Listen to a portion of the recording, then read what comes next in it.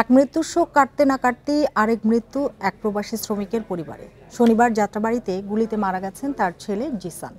আজ আত্মহত্যা করেছে জিসানের স্ত্রী। এলাকাবাসী বলছে, জিসানের শোকেই এমন ঘটনা। 14 মাস আগে বিয়ে হয়েছে জিসান ও মিষ্টির।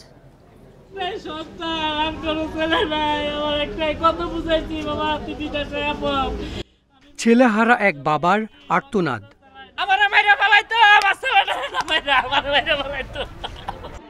সড়ক দুর্ঘটনার ভয়ে ছেলেকে মোটরসাইকেল কিনে দেননি বাবা বাবুল সর্দার, কিন্তু সাম্প্রতিক সহিংসতায় গুলিতে মারা গেছেন একমাত্র ছেলে জিসান। আমার একটা ছেলে, আমি বাইক কিনে দিনে বাইক চালায় যদি অ্যাক্সিডেন্ট হয়ে মরে যায়। পানি সরবরাহ প্রতিষ্ঠানে কাজ করতেন জিসান আহমেদ। এলাকাবাসী জানায় 20 জুলাই যাত্রাবাড়ির রায়েরবাগের 2 নম্বর গলিতে দোকানে পানি সরবরাহের সময় শ্বশুর বাড়ির সামনেই গুলিবিদ্ধ হন তিনি। ঢাকা মেডিকেলে নিলে তাকে মৃত ঘোষণা করা হয়। আমরা উপর থেকে আরে ডাকতেছি, মনে তুমি পুলিশে গুলি করতেছে, তুমি একটু পিছে আসো, ঠিক আছে। তারপরে মনে করেন সব এক লোক এই গলিতে মনে করেন পুরোটা ভরা। ফিল্টার পানি চাকরি করতো, পানি দোকানে দোকানে চার দোকানে পানি দিত, এই করতো। যে সময় ওর গুলাগুলি শুরু হয়েছিল সেই সময় ও পানির ইয়ে নিয়ে আসছিল এখানে। ছেলের মৃত্যুর খবরে দক্ষিণ সুদান থেকে দেশে ফেরেন জিসানের বাবা বাবুল সর্দার।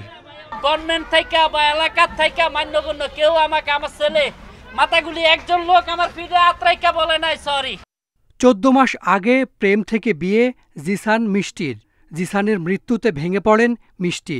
সোমবার সকালে আত্মহত্যা করেন তিনি। পরে যাত্রাবাড়ি থানা পুলিশ এসে তার মরদেহ উদ্ধার করে। বোমা পুরা ভাঙা পড়ছে, জিসানের কাপড় লয়ে বসে থাকতো, জিসানের কাপড় প্যান্ট শার্ট। আমি বলছি তুমি খাও, খামো, জিসান রান্না দাও। ভালোবাসা বিয়ে করছে, এখন তো স্বামীটা মরে গেল, ও এই শোকেই মনে হয় ও দুনিয়া ছেড়ে চলে গেছে। এবারের সহিংসতায় এমন অনেক সাধারণ মানুষ প্রাণ হারিয়েছেন।